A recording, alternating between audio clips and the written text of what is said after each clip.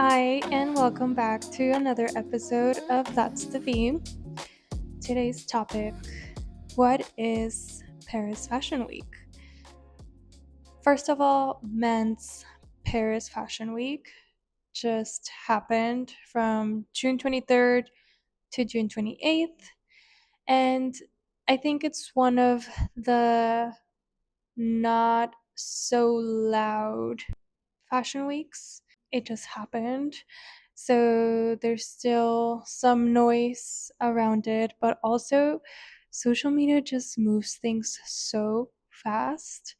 And if you're not following the right pages or just like very into fashion, I feel like this fashion week specifically kind of just flew by. Also, seems like Europe is under a heat wave.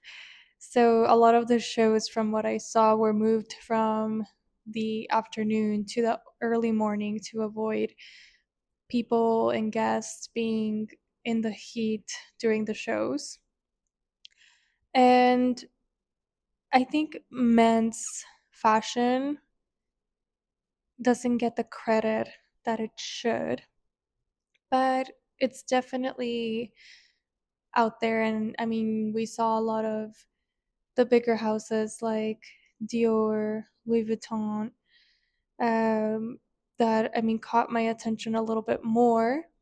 But in reality, Fashion Week, Paris Fashion Week, there's not just one, there's a few actually throughout the year. So, as I mentioned, Men's Paris Fashion Week just happened, and up next, we'll be seeing Haute Couture Paris Fashion Week starting July 6th to 9th, which is one of the biggest fashion weeks in the year.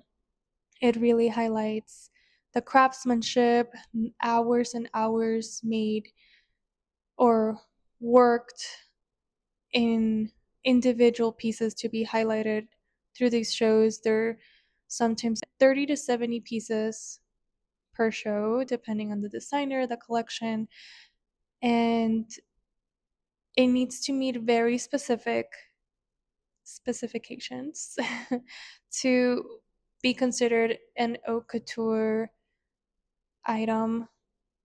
First of all, it needs to be made in Paris. It needs to be completely made by hand, and it needs to be approved by the French, the Fédération de la Haute Couture et de la Mode. Excuse my French. I know it sucks, but I'm trying and I love the language. So I try to pronounce the French pronunciations as best as I can.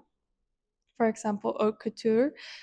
I know that's not like the perfect way to say it, and if you see it spelled and if you speak English, you're probably not going to pronounce it right. But that's as close as it gets for me. Anyway, very well spent hours of handmade craftsmanship in each item to be featured during haute couture fashion week.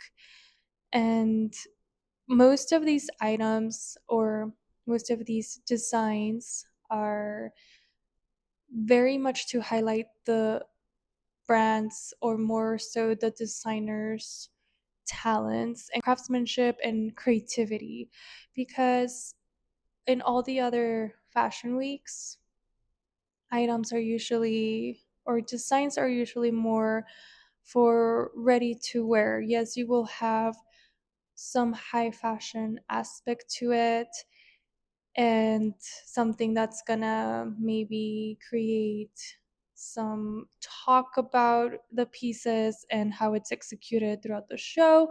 I mean, there's a lot that goes into every show, fashion show, and it's just how well a designer executes it. But specifically, haute couture is very much on the design and the detailing and how you can just get this anywhere because it's very much a specific piece.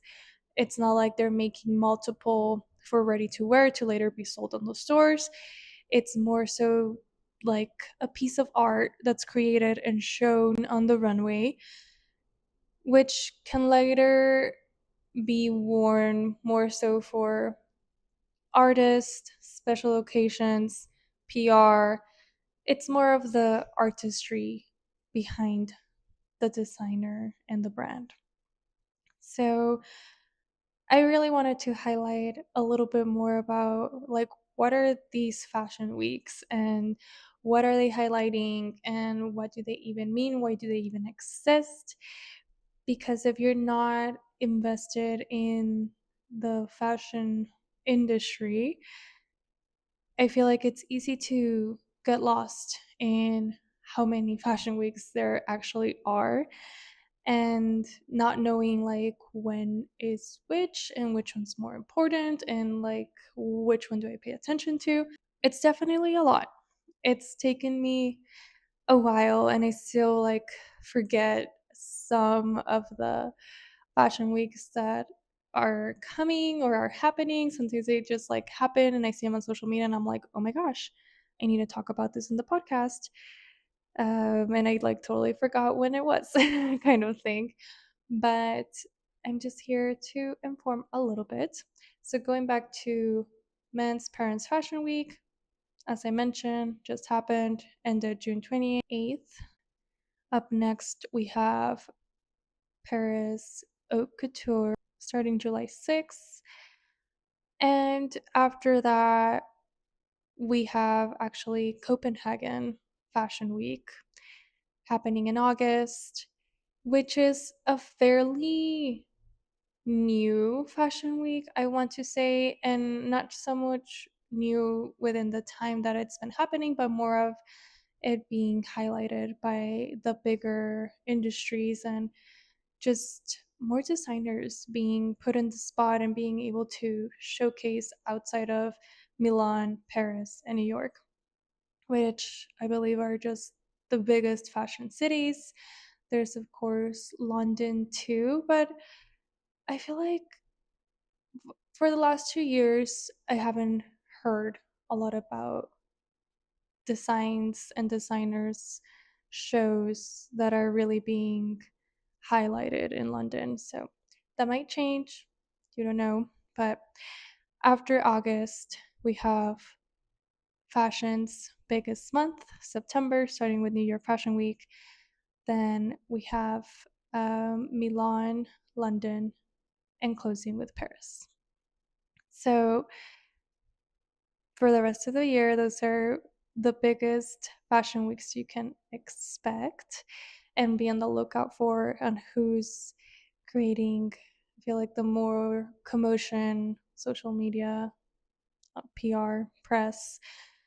I feel like designers really need to have that social media presence now on their shows and have, I mean, if I know anything about it, it's because I also follow these fashion journalists, but also fashion figures who have a really strong fashion representation online, and I just love seeing their POV on their pages and how they break down what is happening. So one of my favorite ones, and I highly recommend you all to follow it if you don't already, but it's called I Deserve Couture. Love, love, love the page, love his content, and just how he explains everything with such realness. Just a page to look out for to keep you updated with all those fashion things. For me personally, this past Men's Paris Fashion Week, one of the biggest highlights for me was Louis Vuitton with Pharrell Williams as their men's creative director. And he really keeps impressing me on how creative he is. And of course, there's a team behind him, but just him being the face to grab attention to the brand and having him kind of keeping the brand on the more modern side, I would say. And I honestly think for men's, he's been doing a really great job. His past two shows I feel like they have really caught my attention.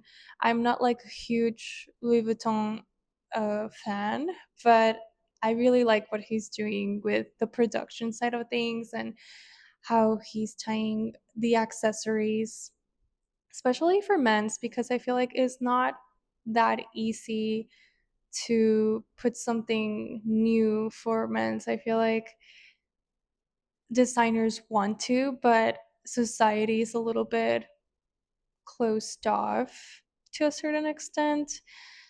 Um, and it's nice to see that his show actually had both women and male models, because I feel like the brand is also so versatile, and everything that a man or male model could wear, the female model could also wear, and it looked just as great. So very like non-binary, very like anyone can use it if you like it. And I love the style of having like feminine figures being represented on the runway, but also, if you're a woman and if you want to wear a suit, you can, and it doesn't have to be super tailored. I feel like it's a personal style if you want to do something more oversized. And I feel like that's for men and women. So that's something I really loved. And his set was insane. He literally built a an actual like wave of a background and the beach. So there was literally like a beach and a water wave looking background that had actual water running through it. So it looked like a wave was coming onto you, for those like sitting there, and but you were like on the sand and it was just kind of a fountain. So it looked so real, and it made sense with the collection because it was very much Californian based, kind of him representing that background of his onto this collection. And he had even wetsuits with the Louis Vuitton print on them, surfboards, very coastal, and I loved it. I feel like he did such a great job coordinating the set onto his actual designs walking down the runway. And there were so many, so many. Like, I feel like I was watching the show and it just kept going, and it was just an insane amount of designs. But kudos to him. I think everything came out beautifully and it just made sense. So if you haven't seen it yet, a lot of it is on social media, but the whole entire show is on YouTube. So if you're watching this episode on YouTube, I mean, you're already here on the platform, so might as well take a peek at that show. But yeah, for me, that was so impressive in regards of how it all looked together. And my second, I feel like, biggest highlight from Men's Paris Fashion Week was Willy Chavarria's. Oh my gosh, I'm such a fan of his. He's Latin American, based out of California. And the fact that he's doing something in Paris when he's not necessarily a French brand, that's also like a big misconception. And I think in the past it used to be this way, that you had to be a French brand to be featured during Paris Fashion Week. Same thing, like you had to be Italian to be in Milan, and American in New York. But so many things have changed, and it's more so for designers and brands, in my opinion, if it makes sense for them that they're going to be highlighted way more during this fashion week, no matter what the location is, brands are making smarter decisions to get more attention on different cities. So, I mean, I know like the bigger brands and designers who are well known to be French and Italian, for example, will be mostly debuting on, their home spaces. Like it wouldn't make sense for Gucci to be featured in Paris when they can be featured in Milan, but they could if they wanted to, I guess. Like, I just want to kind of make sense out of that. Where, I mean, Willy Chavarria is not French, but he's debuting on during Paris Fashion Week for the fact that he's a men's collection. So it's really up to the brand at this point to put themselves in the location they want to be featured, where they think they're gonna get the most attention. But anyway, Willy Chavarria, um, he has very much of like a street classic style, um, like very Chicano, if you know what that means, very like Mexican American. In this particular collection, it was called Comunion, so like Holy Communion, but highlighting how like Hispanic and Latin cultures are very religious, and how like the communion is known for being something that you like really have respect for, and represents how you become part of the religion per se.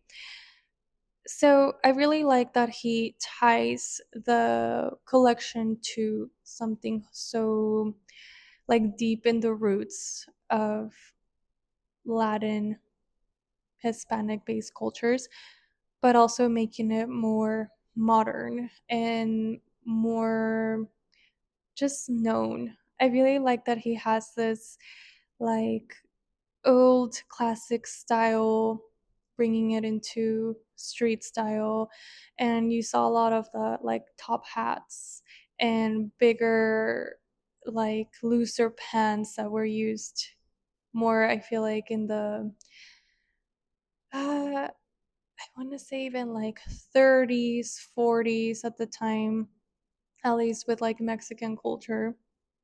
And I mean, it just kind of touches my heart because of my background being a Latina. And I love that he's putting himself in Paris. Like, that's amazing for a Latin American brand, regardless of the designs, regardless of like politics, culture, whatever. It just shows how much the world can be learned from each other and our cultures. And I love that. I love like bringing different cultures together and learning from them. So the fact that he puts like Hispanic, Latin American outfits and culture and history into the streets of Paris, I think that's one of the coolest things. So culture wise, I think his show really represented something bigger. So I'm just excited to see what else he has on the works. And every show that I've seen since he started is just bigger and louder, and it's art. But anyway, from Men's Paris Fashion Week, those were my two highlights. Just to wrap up, know that Men's Paris Fashion Week just happened.